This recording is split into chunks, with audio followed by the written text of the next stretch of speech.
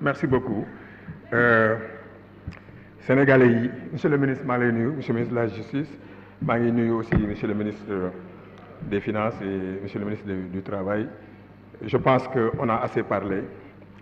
Sénégalais yi yeewu nañu c'est pas cette forme de gymnastique verbale qui va mettre en mal l'opposition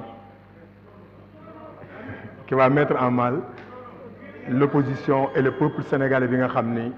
moo leen fi indi fii calmons-nous ku génn ci biti gis réseaux sociaux yi xam ne rek cette opposition-là est à sa bonne place ici à l'Assemblée nationale. Moi j'ai fait un mémoire, mon mémoire je l'ai fait sur la violence. Violence faite verbale ba ci violence physique qui a créé même des exterminations dans certains pays. Donc personne ne va nous parler de violence. Mais un de nos collègues l'a dit, si on utilise des femmes comme des objets, mais ce sont des situations comme ça qui risquent de se produire à l'Assemblée nationale. Je conclus sur ça, je ferme cette fenêtre. Après nag dañu waxtaan ñun ñëpp en tant que député xool ensemble naka la ñuy nekkee fii ci biir Assemblée nationale en toute courtoisie et en toute cordialité. Monsieur le ministre, aujourd'hui vous avez remarqué que ñun dañoo indi foulard rouge pour contester contre la domestication de la justice à l'exécutif. C'est-à-dire que suñu réew lu ne mën nañ ko fay wax mais bu ñu demee ba citoyens yi boo leen waxee dem leen tribunal porter plainte ñu ne jaru ko rek ça veut dire que cette justice-là est à genoux. Monsieur le ministre, le président Ousmane Sonko, président de Pastef les Patriotes, membre de la coalition Yewwi Askan Wi, dafa déposer une plainte contre le pire, je dis bien le pire des procureurs que l'histoire judiciaire du Sénégal a connu, Serigne Bassirou Gueye. Mu déposer plainte contre lui pour falsification d'un rapport le concernant dans le dossier que vous aimez tant et qui est votre seul élément de langage, Sweet Beauté. Mu ne Serigne Bassirou Gueye dafa jël les rapports changé ko def ci li mu ci bëggoon ajouté ci yeneen yoo xam ne ça n'a rien à voir avec ce qui s'est passé te loolu c'est le rapport de la gendarmerie qu'il a lui-même brandi qui le dit. C'est vrai ou c'est pas vrai? Monsieur le ministre, la seule façon de prouver aux Sénégalais que ce que le président Ousmane Sonko dit n'est pas vrai, c'est d'instruire sa plainte qu'il a déposée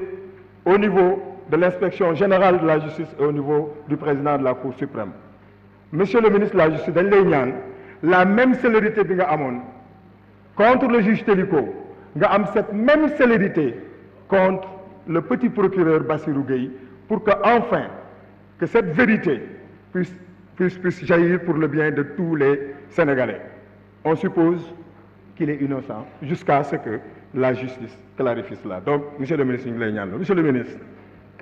man du ma wax ci troisième mandat bi parce que wax nga cee wax ba Sénégalais li nga jëkk wax lañ jàpp leneen loo wax rek mu ne da ngaa waxeet monsieur le ministre laajoon naa la en commission ne la bëgguñu justice bi ni ngeen ko domestiquer ngeen domestiquer ici le parlement da nga toog ci rajo ne Aminata Touré bu comporté wul comme ni mu war a comporter vous en tant que ministre da nga ni nous avons la majorité donc yow yaa ngi ci benn côté yaa ko wax rajo nga ni nous avons la majorité et vous avez la cartographie même du bureau de l'Assemblée nationale qui dit que ni oui la majorité mën nañu décider ñu jëlee ko fii parce que nee nga les présidents de groupe parlementaire ne votent pas et la voix du président vote double yow kon yow comme daan dégg nga Mimi Touré bu yàgg pour génne ko fii biir Assemblée nationale te fii mooy place am bokkuma ak moom parti musuma jubóog moom mais sur des questions de principe et de droit Assemblée nationale warul nangu ñuy wax fii naan dañuy toroxal jigéen mais Mimi Touré xanaa du jigéen sànq ba tey bi ñu koy yuuxoo di ko saaga xanaa du jigéen xanaa Mimi Touré du jigéen te sànq ba tey ñoom ñu ngi koy saaga fii donc génnal ci Assemblée nationale bi la nga def ci justice doo ko def fii duñ ko nangu monsieur le ministre ñi nga jàngal fii ñoom Fatou Ba ñoom Soxna Ba fonkoon nañ la te xam naa ni fonk nañ la ba léegi mais nag li Ahmed Aïdara wax loolu laa lay fàttali bàyyil major bi sa xel nekk ci Ismaïla parce que Ismaïla bu ñu ko rendi woon nag ni doo toog fii merci beaucoup. Chers collègues, la parole est à notre collègue Thierno Diop Astou Ndiaye se rapproche.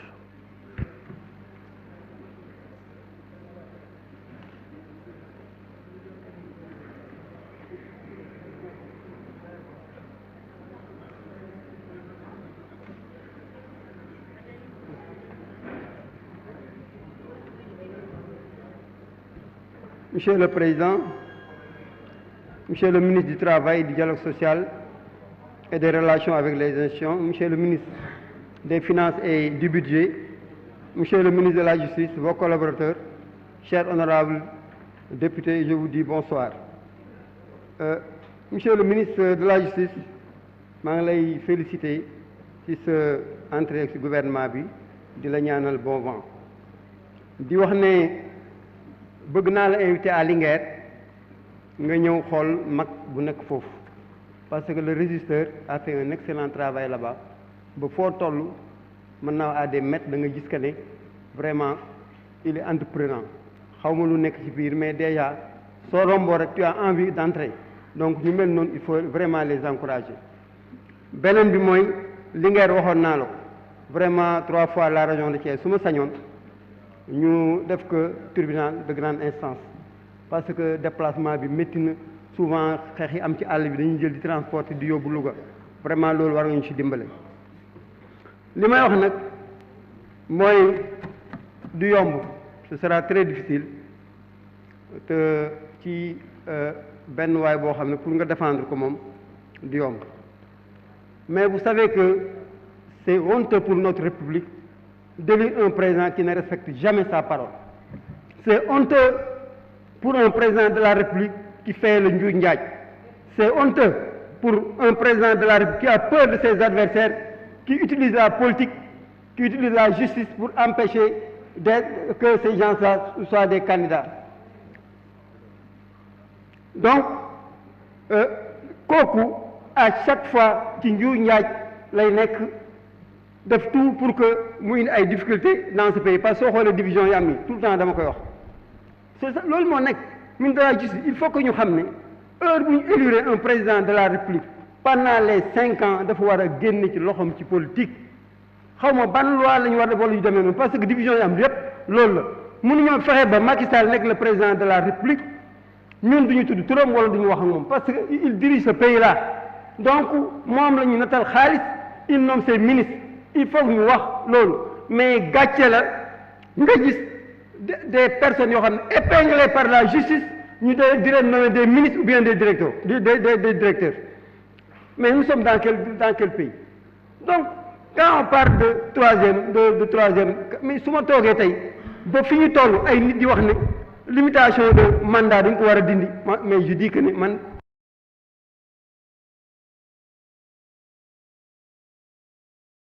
Des mandats dañ ko war a dindi complètement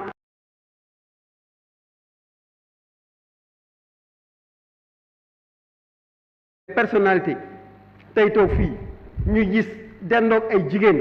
depuis le début ñuy saaga waxuñ leen dara